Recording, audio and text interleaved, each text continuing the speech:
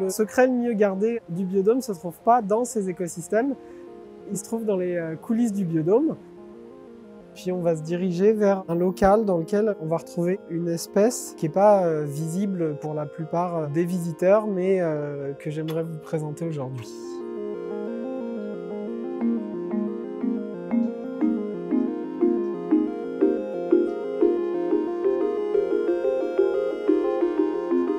J'aimerais vous présenter Atelopus zeteki de son nom scientifique, ou grenouille dorée du Panama, mais en fait il s'agit plutôt d'un crapaud. En ce moment, on tombe à une bonne période parce qu'on a eu de la reproduction cette année et on va avoir différents stades. Alors dans le petit terrarium qui est ici, on a de jeunes grenouillettes. Donc ça, c'est des individus qui ont plusieurs mois, qui ont tous leurs membres et puis qui sont juste des versions un petit peu plus petites des adultes. Puis dans le petit aquarium ici, on a un stade plus précoce de leur développement. On a des petits têtards dont les pattes arrière viennent juste de se présenter. Dans quelques semaines, quelques mois, ils ressembleront à ces petites grenouilles-là. La plupart des amphibiens sont dépendants de la proximité de l'eau pour leur reproduction. Elles vont passer la majeure partie de leur temps à terre, mais les œufs vont être pondus dans l'eau. Elles vont pondre des œufs en espèce de collier, et puis ceux-ci vont se fixer sur les roches.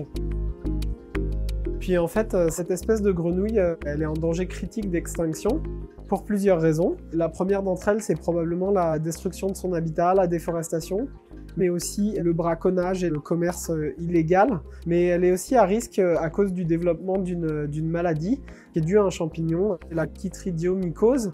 Et en quelques temps, ça a vraiment éradiqué quasiment l'espèce. Au jour d'aujourd'hui, on ne sait pas si l'espèce est toujours présente en nature.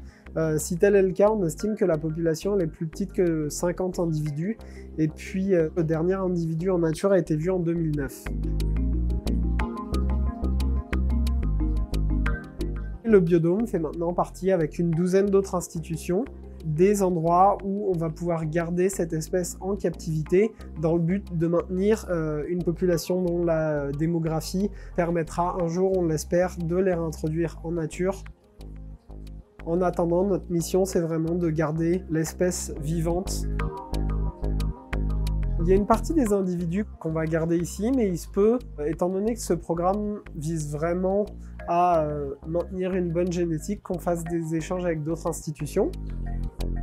Il y a plusieurs recherches qui sont en cours pour voir comment on pourrait les aider à mieux tolérer cette maladie, aussi à protéger l'habitat dans lequel on les retrouve en nature.